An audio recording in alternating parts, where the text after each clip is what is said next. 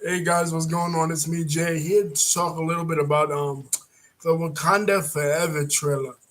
Wakanda Forever is the much anticipated sequel to the 2018 hit movie Black Panther. Um, of course, starring the late great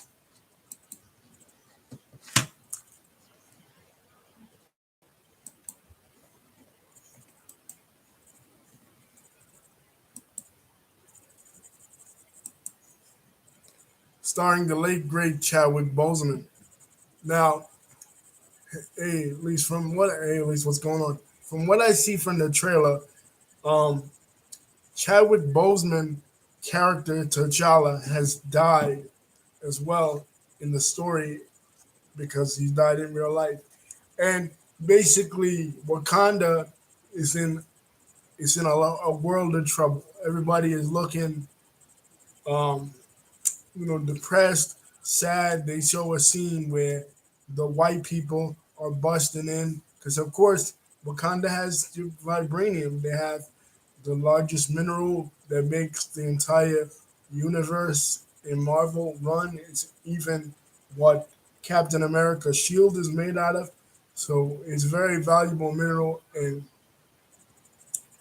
this is proven why T'Challa and generations of other Black Panthers and Wakandan monarchs were exactly right to keep Wakanda a secret from the rest of the world because he already knew if they knew what was out there that they would come to invade Wakanda and try to take the vibranium away.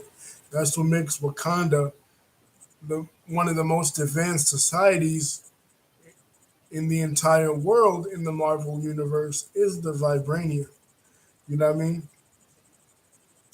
And that's why T'Challa and his father didn't want other people to know about it. You know what I mean? But Killmonger wanted to share it with the world to be able to help other black people in other countries, which is a noble cause to begin with. But it seemed like T'Challa was right. They paint this mural of T'Challa in the streets in the trailer, and there's this one scene where they're all beating up on that drum, and I wanted to talk a little bit about what I saw. There's writing all around it and how it corresponds a little bit with actual African culture. The writing pictured in that scene is Amharic writing. It's Amharic is an ancient script in Ethiopia and was one of the original um, ancient scripts of Africa. Oftentimes, when people talk about Africa before Europeans arrived or the Arabs arrived, people say, well, the Africans didn't have their own script. They never had writing. They were completely oral or pre literate cultures. Not true at all. When it comes to Ethiopia, Ethiopia was one of the oldest civilizations in Africa, and the writing pictured in this trailer is Ethiopian and Amharic script. In fact, they have their own version of the Bible, the Ge'ez Bible. So, just a little bit of history on what Wakanda is basically based on, partially what Stanley wrote it about. And then it appears that Lupita Nyong'o's character is pregnant. So, looks like we're about to see a baby T'Challa in the second movie.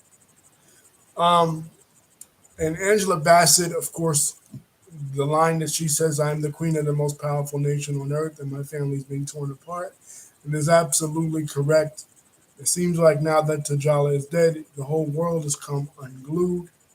But at the very end, they show somebody with the Black Panther costume. More than likely, according to sources, is going to be the sister. She is going to take the mantle of Black Panther, which um, is cool. And Danae Guerrero's character is shown there. She, of course, her character and her women soldiers draw on actual African history. the history of the Dahomey, um, West African kingdom. There's a movie out right now called The Woman King, which is the actual story of the female soldiers of Dahomey, West Africa. So that's another thing that Black Panther is drawing on. And then the trailer looked really exciting and really cool, and it'd be cool to see um, it in theaters. I want to see it actually in theaters this time when it first comes out. Last time I waited weeks and weeks, and I didn't actually see it till a couple of weeks later, but it was still cool to me, and it was still a memorable experience. How excited everyone was, and I'm excited to see what they're going to do with it next. What level are they going to take it? This is the first Black Panther without, not only without um, Chadwick Boseman, but without um, Stan Lee. Stan Lee, of course, made his appearance in the.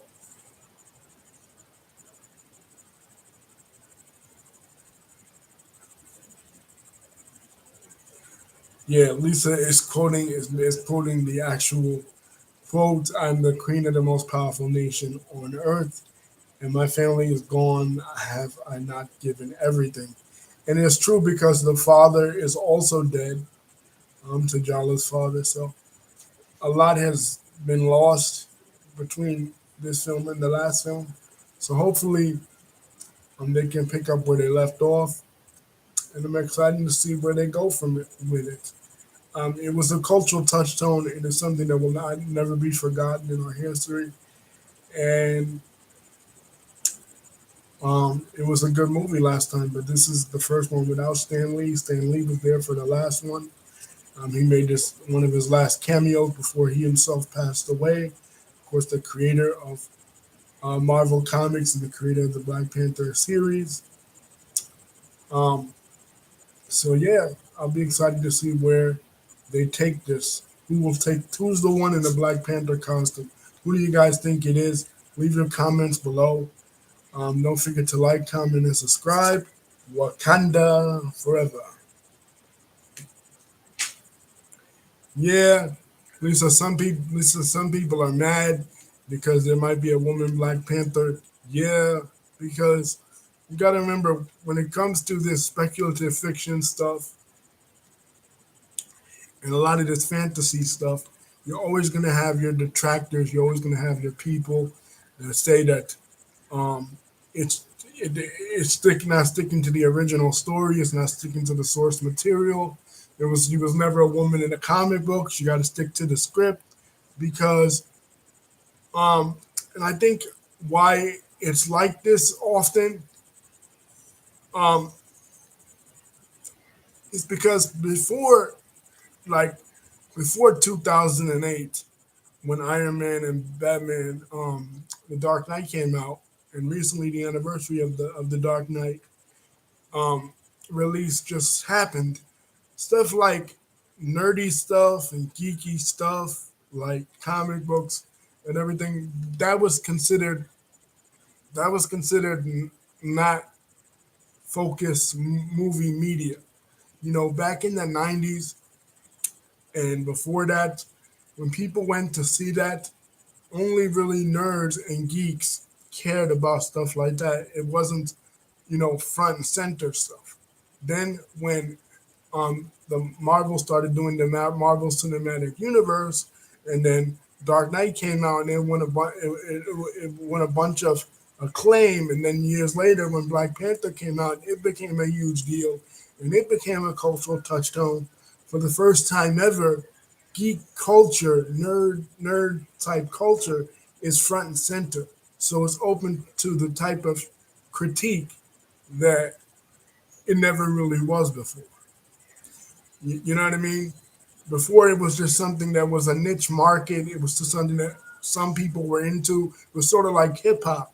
Hip hop in the '90s was something that only some people were into. Some people were hardcore fans. Some people were devoted to it. Other people, man, I heard a song in passing they liked or whatever, but it wasn't the focal point of popular culture like it later became and like it is today. Thank you, Lisa, for the hashtags. Um, I didn't want to really focus on the hashtag and the photo because I wanted to just get my thoughts out there after seeing this. But yeah, now that these type of movies are the focus point, the focal point of popular culture, they're open to all kinds of scrutiny that they wouldn't have never been open to before because nobody really cared or paid that much attention to it. But the problem is, that to a lot of people, this nerdy stuff is what they live for. You know what I'm saying? Uh, you know what I mean? This the center of their world. This is the center of their existence, the center of their being. I'm going to be doing a video later on Vince McMahon, and it's similar with wrestling fans. But see, wrestling fans, they get away with this type of stuff because professional wrestling is not a focal point of popular culture. So wrestling fans could get away with doing all kinds of toxic stuff and get away with doing all kinds of weird stuff, like stalking wrestlers and doxing wrestlers and trying to get wrestlers fired and harassing female wrestlers because when it comes to professional wrestling, it's not now, nor has it ever been the focal point of popular culture. The closest thing wrestling, the closest time period that wrestling ever got to being the focus of popular attention like this was the 1990s, the late 1990s, which we talk about in my 90s video. But even then, it was still kind of sidelined. It was never as big as these Marvel movies, these Star Wars movies, and these superhero movies are right now. These type of movies are basically the only type of movies that people go to see now. People never, and I talked about this before with Lisa and before with Sean, who watches this channel as well. Um, People don't go to see other types of movies anymore. Like these movies are so ubiquitous, so everywhere that they dominate the entire landscape of all types of movies. You know what I mean? Like now, when we see another type of movie that's not a speculative fiction movie, that's not a superhero movie, that's not comic books or science fiction, we're surprised by that. Whereas before, it was like, you'd be surprised if people even cared about a freaking what was perceived anyway by the movie industry as a kiddie genre, something for kids, something to just take the kids to just shut them up. You know what I mean? But now, since 2008, um,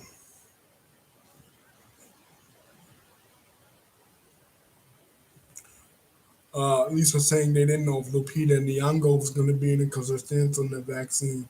Yeah, but people are pretty much past that already. I mean, there's still anti-vaxxers out there, at least, but I, I mean, I think Disney and Lucas, I mean, not Lucasfilm, Disney and Marvel. See, I make too many Star Wars videos and start thinking that everything is Lucasfilm. But Disney and Marvel, they wasn't gonna let Lupita Nyong'o pass them by. I mean, she's one of the biggest stars ever since 12 Years a Slave in 2012. You know what I mean? So too bad they misused her in Star Wars. One of the prettiest women ever in the history of all of cinema, and they make her into a Muppet, right? You can't even see her real face. You know, Star Wars completely wasted her. But in this movie here, um, she she's front and center as T'Challa's girl. So yeah, these type of movies are everywhere, and it's to the point where people are sick of them.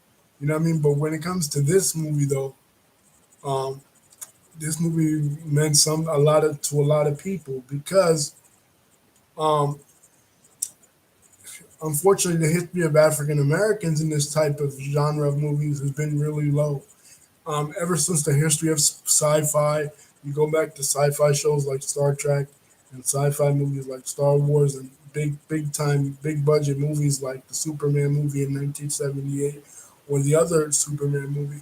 You never really saw black characters front and center like that. You always seem to kind of see them on the sidelines, like Richard Pryor and Superman, or you kind of saw them as like comic relief. So to actually see an all black movie, um, with with an all black cast and showing black people in a lot of positive roles, especially at a time when there was heavy police brutality and a lot of oppression of black people, was something that meant a lot to a lot of people. You know what I mean? Like, of course, people dismissed it because, oh, it's just a comic book movie, or haters. Oh, it's just a comic book movie. Wakanda never existed. There was no such African society as Wakanda. Yeah, there was no such like literal African society like Wakanda, but there were African kingdoms. There were African countries that were powerful. There were African empires too that were powerful. There was Mali. There was Songhai. There was Ghana. There was Aksum. There was Ethiopia. There was the Great Zimbabwe. There was the Swahili Coast Kingdoms, Benin, Togo, which was part of Dahomey Empire. So there was empires like this, and there was even empires in Africa that stretched out to other parts of the world. Some people even theorize that the ruler of ancient Mali in the 1400s, ancient Mali in the 1400s, Abu Bakr II, who was the ruler before Mansa Musa, who's the famous one, um, came to America. He did actually, he sailed the Atlantic.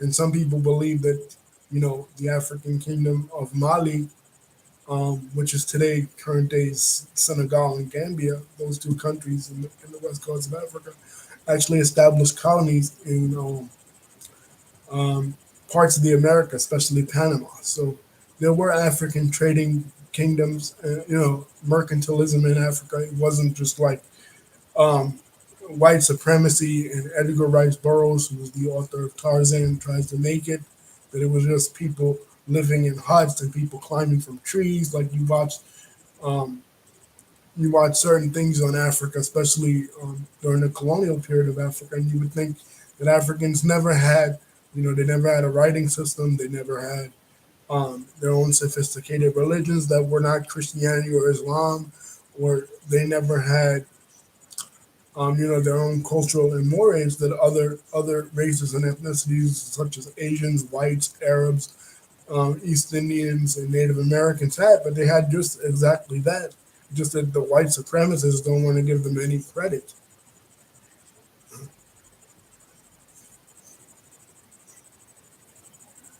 Yeah, Daniel Kaluuya is not in it. Okay, yeah, he's the guy from Nope, because he's doing Nope right now. But yeah, the white supremacists don't want to give them any credit to the point where people think that Timbuktu never existed. You know what I mean? Timbuktu was such a talked about kingdom and such a talked about city in the medieval world, not just in Africa but in Asia and in Europe as well, that it became synonymous with being so far off that people didn't even think it even existed. I remember I told my mom one time that Timbuktu was an actual place in the country of Mali, and she was like, "Nah, that can't be." And she had to look it up, but it's actually true. Mansa Musa in the 1400s went on his Hajj, and he had so much gold that he drove down he caused inflation with gold. He had so much gold that the price of gold went down. You know what I mean? That he was the richest man in the whole entire world. You know what I mean? So there was actually kingdoms like is pictured in Wakanda. Maybe not with the technology, like the African futurism type deal with Wakanda, but there was, you know, it's not like the white supremacists always make it out to be that Africa before Arabs and Europeans got there was just people climbing in trees. Africans had everything else that everybody else had. They had empires, religions, their own kingdoms, their own self-sufficient economies. But of course, uh, what did a devastating number on Africa was that other continents did not experience was the loss of human capital, the loss of over half its population, more than half of its population, over a billion people. Transported between the transatlantic slave trade, the trans-Saharan slave trade from the sub-Saharan African countries to North Africa, and also the Indian Ocean slave trade from Africa to the Islamic countries in the Middle East and um, South Asia. So when you lose that many people, it wasn't just peasants and regular people being taken. It was the cream of the crop of society: military officers, queens, kings, um, bishops, big religious figures, priests, priestesses. And I hate to sound cliche, because people are gonna say, "Oh well, you're sounding cliche." We was kangs and all that. You know what I mean? But um, it's actually true. The cream of the crop of African society were the ones transported to basically the New World. You know what I mean? It wasn't you know just any average Joe. So those societies took a blow. Another thing which really caused the dissolution of African societies, so that by the time the 1880s rolled around and Europeans was basically split up all of Africa during the Berlin Conference, was the fact that when these Europeans came here, especially when they came to Africa, especially the Portuguese, they gave a lot of the African tribal chiefs guns, and then the tribal chiefs would then use their weaponry on a rival tribe, and the Europeans did a lot to instigate a lot of these conflicts, because after the conflicts, they would collect the POWs, and the POWs would be the ones that they would transport across the Atlantic Ocean during slavery. You know what I mean? So um, there was a reason why um, Africa ended up the way Africa ended up. You know what I mean? It wasn't just because, okay,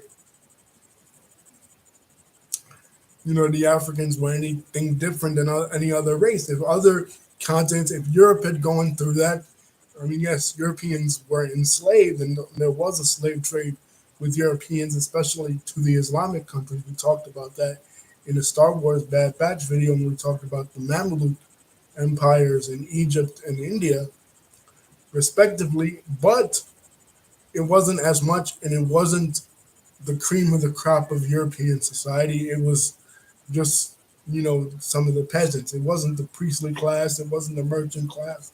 The merchant class and the priestly class and the explorers and the warriors and the missionaries were allowed to flourish in Europe, which eventually made European societies and white societies more prosperous. Especially after the Middle Ages. So they're looking at the end result and figuring, well, of course Africans must be inferior, because they don't have the kind of civilizations that exist, to say, in China or in Europe or in the Middle East.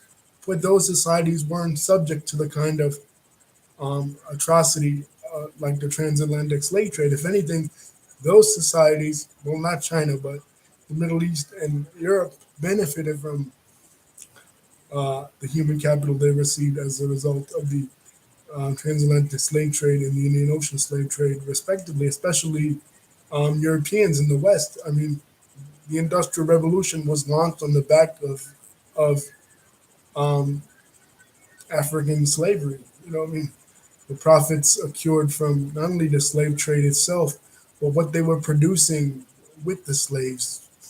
Crops like cotton, crops like tobacco, and crops like sugar that kept Spain and Portugal and France and the United States and Great Britain powerful nations. So you're being unfair, because you're judging the end result, and you're coming to the conclusion that because they live poor today, that they must have always lived like that.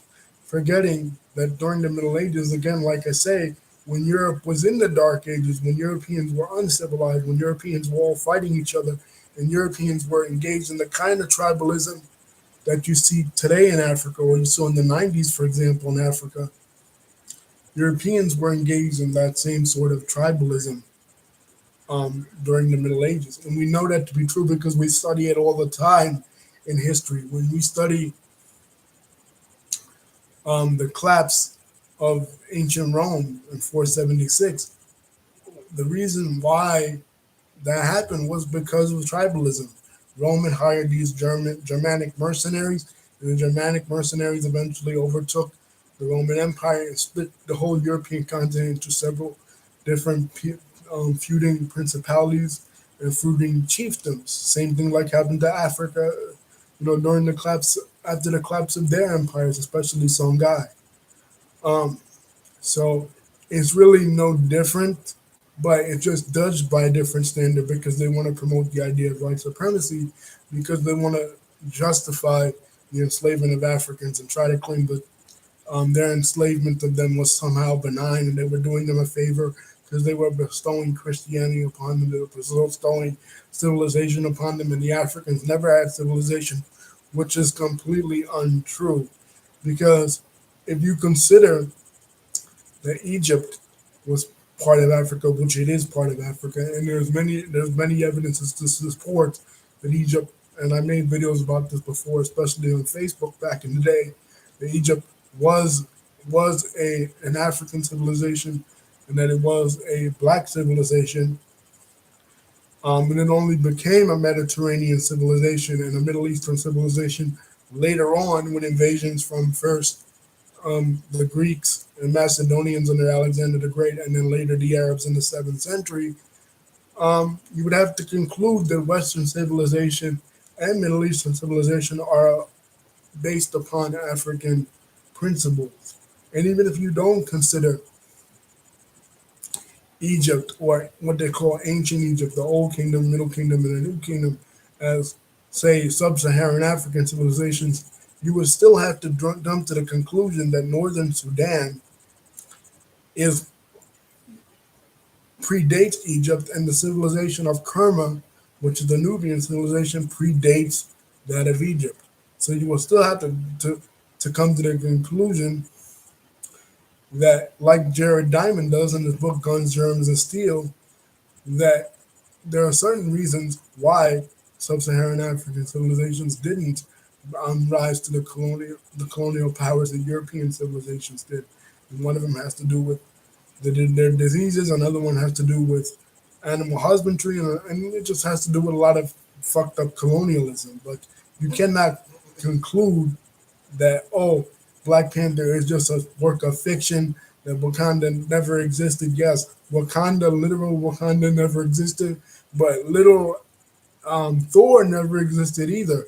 Like, yes, Thor is based upon Viking and Norse mythology, but um, it, it's an embellishment by Marvel and Disney. So, should we not watch Thor because um, it never existed? You sound stupid, man. It's movies. It's fun, but maybe learning about Wakanda could inspire people to learn about an actual African civilization.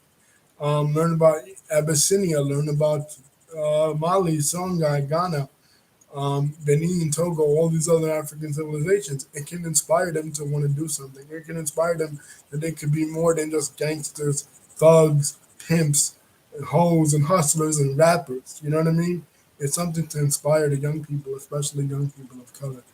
Anyway, yeah, like Lisa's saying, Daniel Kaluuya was filming Nope, and it's good to see Black Panther.